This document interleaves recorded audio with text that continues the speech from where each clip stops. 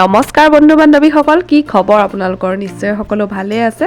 আৰু আজি নতুন জুতিৰ সৈতে মই নৱমল্লিকে আপোনালোকক মোৰ ৰেচিপিলৈ স্বাগতম জনাইছোঁ। আৰু এয়া প্ৰথমে আপোনালোকক লোভ লগাই লৈছোঁ, দেখিছেনে বিৰাট সোৱাদ লগা হৈছিলে ৰেচিপিটো। আৰু এয়া গাহৰি মাংস লৈছোঁ, কম পৰিমাণে লৈছোঁ যিহেতু আমাৰ মানুহ কম। আৰু এয়া কেৰাহীটো উঠাই দিছোঁ গৰম হ'বৰ কাৰণে। আৰু এয়া ঔটেঙা লৈছোঁ কেইপিচমান কাটি পেলাই, এয়া অকণ থেতেলিয়াই লৈছোঁ ঔটেঙাখিনি।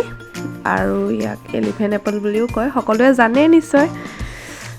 আৰু এয়া লৈছোঁ অলপ পিঁয়াজ কাটি লৈছোঁ, আৰু আদা নহৰু শুকান জলকীয়া এয়া পেষ্ট বনাই লৈছোঁ, আৰু বাকী ছাইডত ঔটেঙাখিনি। আৰু কেৰাহীটো গৰম হৈছেই। আৰু এই ৰেচিপিটো বনাবৰ কাৰণে কোনো তেলৰ প্ৰয়োজন নহয়, যিহেতু গাহৰি মাংসত বহুতখিনি তেল ওলায়। আৰু এয়া গৰম হোৱাৰ লগে লগে মই মাংসখিনি দি দিছোঁ। আৰু চাই থওক কেনেদৰে মই বনাওঁ। আৰু এতিয়া ঢাকনখন দি দিছোঁ ভালদৰে, আৰু গেছৰ জুইটো চিমত দি দিছোঁ। আৰু এনেদৰে আপোনালোকে ভাজি থাকিব লাগিব 5 বা 10 মিনিটমান, আপোনালোকে নিশ্চয় গম পাব। আৰু নিমখ অকণ দি দিব ভাজি থাকোঁতে। ইয়াত দেখিছেনে মই তেল নিদিয়াকৈ কিমানখিনি তেল ওলাইছে। আচলতে গাহৰি মাংসটোত বহুত তেল ওলায় নহয়নে, সেইকাৰণে ইমান তেলৰ প্ৰয়োজন নাই। আৰু ইয়াৰ ছাইডত মই বেলেগ এটা গাহৰি মাংসৰে হয়, কিন্তু বেলেগকৈ ফ্ৰাই কৰি আছোঁ। এয়া একদম তেল চেল দি বনাইছোঁ দেই, আপোনালোকক অকণ দেখুৱাই দিছোঁ। আৰু এতিয়া এই পিঁয়াজখিনি, কাটি থোৱা পিঁয়াজখিনি অকণ মোহাৰি লৈছোঁ। আৰু ইয়াতে এই পিঁয়াজখিনি দি দিছোঁ, যিহেতু ভজা অকণ হৈ গৈছে, তেলখিনি ওলাই আহিছে, গতিকে এইখিনি পিঁয়াজ দি দিছোঁ। আৰু পিঁয়াজখিনি দিয়াৰ পিছত আকৌ ঢাকনখন মাৰি দিম, কাৰণ পিঁয়াজখিনি সিজিব।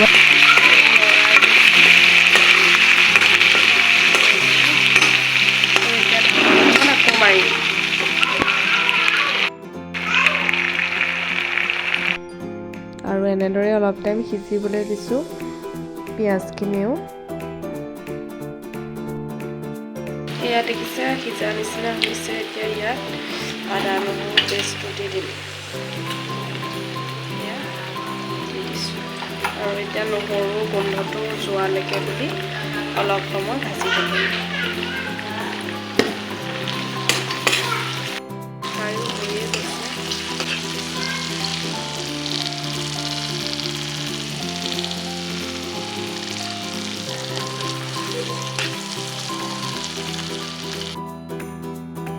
এয়া এইখিনি মাংস হৈয়ে গৈছে। আৰু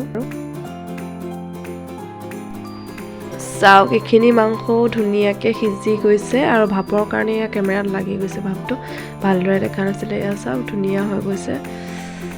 এয়া দেখিছেনে ভালদৰে সিজি গৈছে। আদা নহৰু পেষ্টখিনিও ধুনীয়াকৈ সিজি গ'ল, আৰু পিঁয়াজখিনিও। আৰু এতিয়া কাটি আৰু থেতেলিয়াই থোৱা ঔটেঙাখিনি ইয়াতে দি দিছোঁ।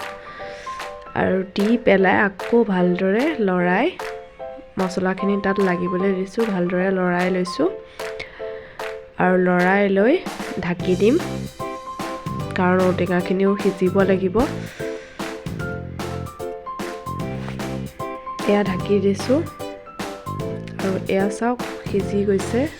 আৰু সিজা হৈ যোৱাৰ পিছত আপোনালোকে ঔটেঙাখিনি 5-10 মিনিটমান সিজাব, নিজেই গম পাব কোমলৰ নিচিনা হৈ যাব। তেতিয়া তাত পানী এড কৰি দিব। এতিয়া মই পানীখিনি এড কৰি দিছোঁ। আৰু এতিয়া আকৌ উতল আহিবলৈ দিম। অকণমান নিমখ কম হৈছিলে, মই টেষ্ট কৰি চাইছিলোঁ। আৰু টেষ্ট কৰি চাওঁতে নিমখ কম হোৱাত মই আকৌ অকণমান নিমখ দি দিছোঁ। আপোনালোকে জোখমতে সোৱাদ অনুসৰি দি ল'ব নিজে। আৰু এয়া চাওক ধুনীয়াকৈ উতল আহি আছে আৰু সিজি আছে। বিৰাটেই টেষ্টি লাগিছে ন দেখিবলৈ। আপোনালোকে জনাবচোন দেই কেনেকুৱা পাইছে। আচলতে বেলেগ বেলেগ গাহৰি মাংস বহুত টাইপত বনাব পাৰি, মই ৰেচিপি আগতেও দিয়া আছে। আৰু এয়া কাটি থোৱা জলকীয়া কেইটামান দি দিছোঁ। আৰু আপোনালোকে বাৰু মোৰ ৰেচিপিবোৰ চাই কেনেকুৱা পায় নিশ্চয় কমেণ্ট কৰি জনাবলৈ নাপাহৰিবচোন দেই।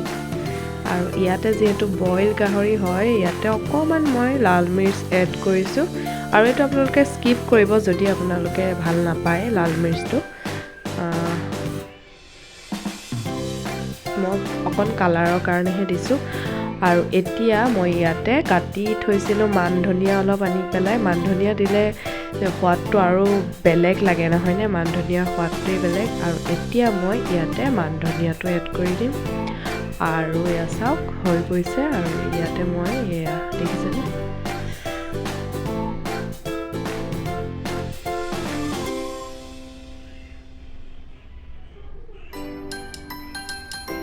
এয়া ধুনীয়াকৈ সিজি গ'ল আৰু কমপ্লিট হৈ গৈছে। আৰু এতিয়া মই ইয়াত মান ধনিয়াখিনি এড কৰি দিম। আৰু আপোনালোকে এনেদৰে গাহৰি মাংস বিভিন্ন টাইপত বনাব পাৰি, গাহৰি মাংস বুলিয়ে নহয় বেলেগ মাংস ট্ৰাই কৰি চাবচোন। একদম চিম্পুল সহজতে বনাব পৰা ৰেচিপি হয় আৰু খাবলৈ বিৰাট সোৱাদ লগা হয়। আচলতে বেছিকৈ এইটো ৰেচিপি গৰম দিনত বেছি ভাল লাগে, কিন্তু কথা নাই আপোনালোকে ঠাণ্ডা দিনতো খাব পাৰিব। যদি আপোনালোকে ভাল পায় খাই মোক কমেণ্ট কৰি জনাবলৈ নাপাহৰিব। আৰু এয়া এতিয়া গৰমে গৰমে পৰিৱেশন কৰক। এয়া চাওক বিৰাট সোৱাদ লগা হৈছিলে কিন্তু ৰেচিপিখন। আৰু যদিহে আপোনালোকে মোৰ এই নতুন ৰেচিপি ভিডিঅ'টো চাই ভাল পালে তেতিয়াহ'লে প্লিজ লাইক কমেণ্ট আৰু শ্বেয়াৰ কৰি দিব। আৰু যিসকল মোৰ চেনেলটোলৈ প্ৰথমবাৰৰ বাবে আহিছে তেওঁলোকে প্লিজ ছাবস্ক্ৰাইব কৰি দিব। তেন্তে আজিলৈ আহিলোঁ, বাই বাই। আকৌ লগ পাম নতুন এটা ৰেচিপিৰ সৈতে। আৰু আমাৰ টিকলিয়েও কৈছে টাটা।